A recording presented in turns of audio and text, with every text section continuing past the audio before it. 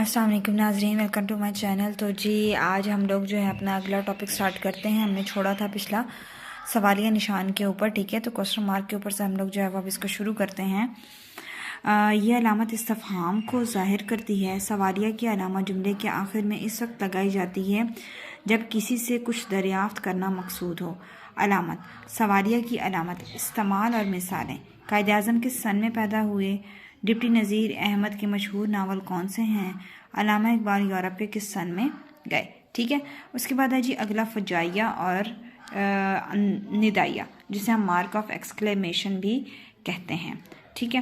تو جی یہاں پر یہ علامت جب کسی جذبے یعنی غصہ، حیرت، نفرت، حقارت یا مسرت کے اظہار کرنے کے لیے استعمال ہو تو فجائیہ ہے، خطاب کا لہجہ ہو تو ندائیہ ہے، یا کسی کو پکارتے وقت یہ علامت ندائیہ کی صورت میں لگائی جاتی ہے۔ اس کے بعد اس کی علامت ہے استعمال اور مثالیں ہیں۔ ارے تم اتنی جلدی کیسے آ گئے؟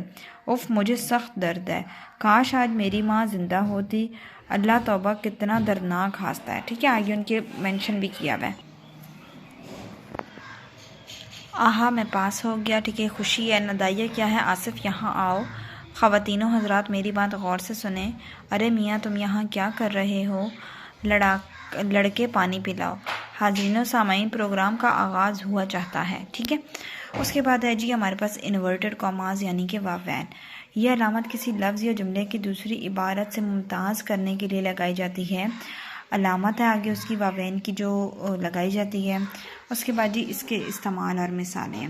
جب اپنی تحریر میں کسی دوسرے شخص کی تحریر یا قول کا اقتباس دیا جاتا ہے تو اس کے شروع اور آخر میں یہ علامت لگاتے ہیں۔ الطاف حسین حالی ایک مضمون لکھتے ہیں، بھیک مانگنے کی جس قدر مذمت اسلام میں کی گئی ہے شاید ہی کسی مذہب میں اس قدر برائی کی گئی ہو۔ جملے کو دوسری عبارت سے ممتاز کرنے کے لیے یہ علامت استعمال ہوتی ہے۔ قائد اعظم کے ارشادات اتحاد، ایمان، تنظیم اہل پاکستان کے لیے مشعل راہ ہیں۔ لاہور کا جغرافیہ پطرس بخاری کا مزاحیہ مضمون ہے۔ جب کسی شخص کا قول اس کے اپنے الفاظ میں نقل کیا جائے تو اس کے شروع اور آخر میں یہ علامت لگاتے ہیں۔ میں نے اسلم سے کہا تم کہاں جا رہے ہو؟ استاد نے شاگرد سے کہا شاباش تم بہت ذہین ہو۔ اس نے جواب دیا وہ کل اسکول نہیں جائے گا۔ ظریفانہ اور طنزیہ خطابات تو القابات کو بھی واوین میں لکھا جاتا ہے۔ یہ ہیں ہماری جماعت کے ذہین ترین طالب علم۔ حنیف صاحب بڑے غریب ہیں، صرف 5 لاکھ ماہانہ کماتے ہیں۔ حکیم صاحب کی مسیحائی، سبحان اللہ، یہ سارا قبرستان نہیں انہی کا آباد کیا ہوا ہے۔ آگے ہے جی ہمارے پاس کوسین۔ اس تعریف ہے، اس علامت کو خطوط وحدانی بھی کہا جاتا ہے۔ یہ علامت کسی لفظ یا جملے کو دوسری عبارت سے ممتاز و منفرد بنانے کے لیے استعمال ہوتی ہے۔ علامت، ٹھیک ہے، اس کی علامتیں نیچے ہیں۔ استعمال اور اس کی مثالیں۔ اس کا استعمال جملہ موترفہ وہ جملہ ایک مربوط عبارت میں الگ الگ ہو مگر وہ جملے میں کسی نہ کسی نقطے کی وضاحت کر رہا ہو، پہلے اور آخر میں ہوتا ہے، ٹھیک ہے؟ اس کے بعد ہے جی ہمارے پاس ڈاکٹر جاوید اقبال، ٹھیک ہے، جو علامہ اقبال کے فرزند ہیں، عدالت عالیہ کے جج رہ چکے ہیں۔ شیخ محمد اقبال جو نابینا ہیں، بڑے عمدہ شاعرہ ہیں۔ قائد اعظم خدا ان پر رحمت کرے، اچھے سیاستدان تھے۔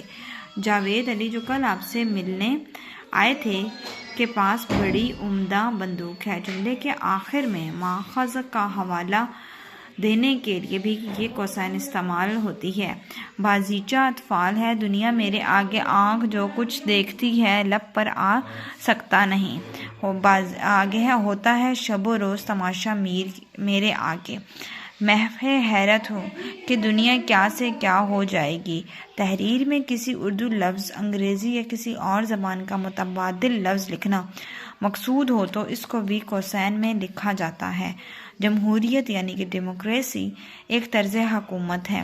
افرادی قوت، مین پاور کو بالکل ضائع کیا جا رہا ہے۔ آگے اب ہمارے پاس ہے جی ڈیش کی علامت ہے، اس کی تعریف ہے، اس کی مثالیں ہیں۔ خط فاصل کے بارے میں بتایا ہوا ہے، علامت ترک کے بارے میں بتایا ہوا ہے۔ اس کے بعد جی علامت خصف ہے ہمارے پاس، علامت حاشیہ ہے، تو ان سب کے بارے میں جانتے ہیں اپنی اگلی ویڈیو میں۔ اللہ حافظ۔